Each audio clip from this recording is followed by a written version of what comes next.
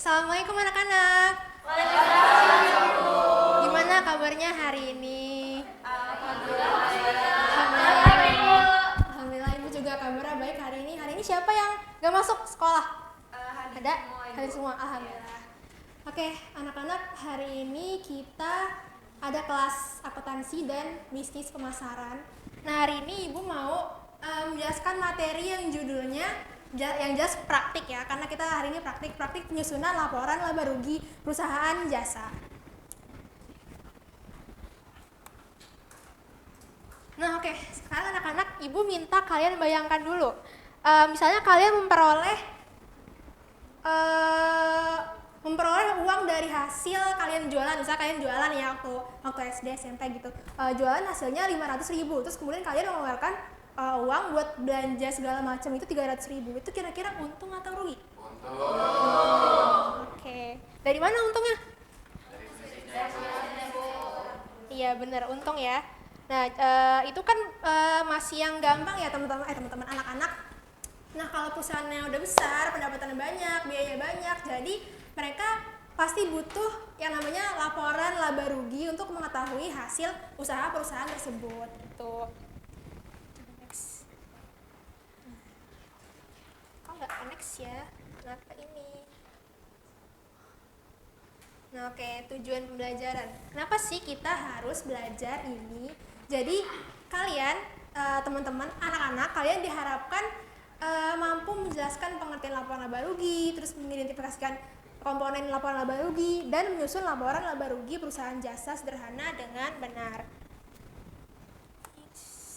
Nah, coba ada yang tahu nggak apa itu laporan laba rugi? Adakah yang tahu? Hah? Ada yang tahu nggak nih? Saya Bu. Boleh ya Anas? Laporan yang menunjukkan apakah keuangan perusahaan tersebut menunjukkan kerugian atau keuntungan. Ya betul, kurang lebih kayak gitu ya Yohanes. Makasih Yohanes. Nah jadi laporan laba rugi itu laporan keuangan yang menunjukkan pendapatan, beban, dan laba atau rugi pada periode tertentu gitu teman-teman, anak-anak maksudnya. Oke, nah sebenarnya tujuannya apa sih perusahaan membuat laporan laba rugi? Ada yang tahu nggak? Tadi sebenarnya tuh ada hubungan atau sama yang tadi depan tuh pengertiannya tuh? Kalau kalian lihat gitu ya, kalau kalian baca gitu, ada yang tahu? Ada yang tahu? Ani tuh kayaknya mau ngangkat tangan tuh Ani tuh. Boleh Ani, ayo Ani. Gak apa-apa dong, kan ibu lagi gigit. Ayo. Boleh lah.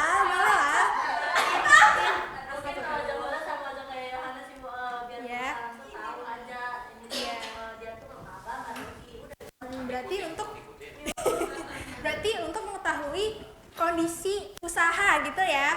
Ya betul banget Ani, makasih ya Ani. Jadi ya itu betul, tujuannya adalah untuk mengetahui kondisi usaha.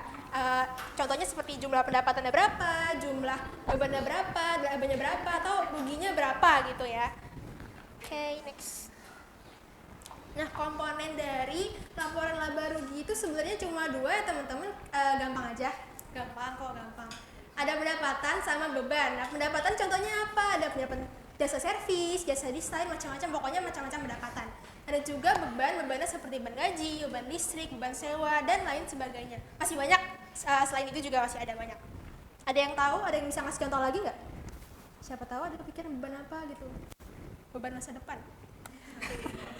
Oke, aduh, ya Allah, udah sampai ke rumus nih. Rumus laba atau rugi, yaitu pendapatan dikurang beban. Kayak tadi yang di slide pertama apa kedua ya? Kedua kayaknya, yang isinya 5 penghasilan dikurang beban itu ya. Kalian ingat nggak tadi? Kedua. Nah, kalau misalnya hasilnya minus, dia itu artinya rugi karena dia bayarnya atau bebannya itu lebih banyak dibandingkan pendapatannya dia gitu. Jadi dia masih punya sesuatu yang harus dibayar, jadi dia rugi gitu. Kalau misalnya plus atau ya nggak negatif gitu hasilnya, artinya dia laba. Oke, ini selanjutnya bakal ada soal nih. Siap nggak nih kalian nih?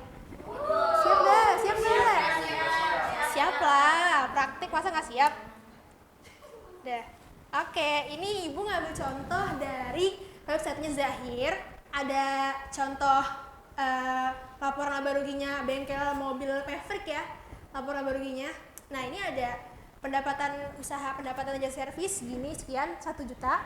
Terus beban usahanya macam-macam nih, ada beban gaji, penyusutan, asuransi, perlengkapan. Terus kemudian dia di total, jadi jumlah beban usahanya ada 370.000. Terus tinggal kita cari selisihnya. Dari 1 juta dikurang 370, berapa? Ya betul, berarti dia laba atau rugi? Hebat, hebat banget anak-anak ibu, Masya Allah. Ya coba next. Nah sekarang ada contoh nih, seru deh. Nah, ada data keuangan salon cantik. Iya, karena hari ini ibu cantik, jadi ini cantik. Kapan-kapan kita pilih yang ganteng ya. Oke, ada pendapatan jasanya sebesar 8 juta, terus beban gajinya 3 juta, beban listriknya 500.000, beban airnya 200.000, beban sewanya 1 juta. Nah, sebelum kita menyusun laporan laba rugi, kita kelompokin dulu ya, pendapatan sama beban yang mana aja. Pendapatannya apa aja coba? Cuma satu doang ya? Oke, terus bebannya apa? Sip, bagus. Nah, oke, udah kita kelompokkan kayak gini, baru sekarang kita masukin ke format yang tadi lapor laba rugi. Itu ya, teman-teman. Nah, ini tinggal ya ketahuan angkanya. Ya udah, ini kita tinggal masukin aja. Pendapatan jasanya kita masukin di atas gitu ya. Terus bebannya kita masukin di bawah sini. Semuanya kita masukin, terus kita total dulu, baru dicari selisihnya. Selisihnya dapat 3.300.000. Berarti laba atau rugi? Laba. Hebat. Sip, betul. Oke, next. Apa nih? Waduh. Oke, aduh udah kuis nih. Kayaknya cepet banget gak sih? Coba ya kita lihat. Kalian siap ke kuis nih? Kalau nggak siap, ibu nggak mau nggak mau kuis. Siap ya. Siap.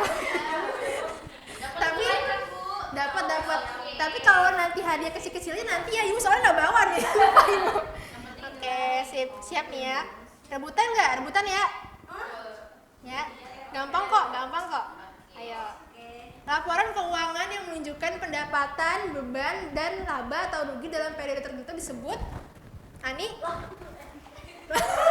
Ayo Ani. Betul, hebat banget Ani. Oke, sekarang pertanyaan kedua. Mengapa perusahaan perlu membuat laporan laba rugi? Oh iya lo tadi nggak baca ya? Ya Irma, apa Irma? Untuk mengetahui kondisi usaha, berapa jumlah pendapatan, berapa jumlah beban, dan apakah laba atau rugi, dan berapa jumlahnya itu. Betul Irma, tepuk tangan. Hebat. Nah, oke, pertanyaan selanjutnya, bagaimana cara mencari laba atau rugi? Faras? Pendapatan dikurangi beban. Ayo. Yakin? Ya, yakin. Yakin. Coba lihat ya. Wah, hebat. Hebat Faras. Oke. Nah, ini ada hitung-hitungan nih. Jika pendapatan 5 juta dan bebannya 2 juta, maka laba atau rugi sebesar? Saya Bu. Boleh Yohanes? 3 juta Bu.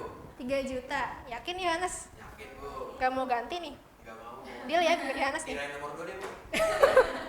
Coba lihat. Ih, hebat. Ih, ini terakhir gak sih? Ya, udah terakhir. Ya, oke. Sekarang kita, ibu kasih kalian tugas ya di rumah, biar kalian lebih paham lagi. Nah, sebenarnya ini ini tuh tugasnya mirip-mirip kayak yang tadi dipelajarin. Kok nggak susah ya teman-teman? Boleh, teman-teman, anak-anak maksudnya. Bisa kalian lihat juga materinya di PPT, ntar ibu share ke ketua kelas. Ketua kelas siapa tadi? Ibu lupa ketua kelas siapa? Aku ibu. Oh iya, Irma ya. Iya, betul. Nah, ini bisa diklik aja Google Docs-nya, nanti langsung muncul filenya. Boleh kalian kerjain mending di buku tulis atau di kertas lembar ya? Kertas lembar aja ya, folio ya. Nanti di print ya teman-teman, anak-anak. Oke, sip. Baik, Ibu. Coba lihat. Ya, udah habis. Ya udah. Ya udah, itu aja dari Ibu. Semoga apa yang Ibu sampaikan hari ini bisa kalian pahami baik-baik ya. Jangan lupa dikerjakan tugasnya. Deadline-nya kapan ya? Besok kali ya? Besok. Besok kan jam 12. 2359 tuh. Nanti ngomongnya di meja Ibu ya?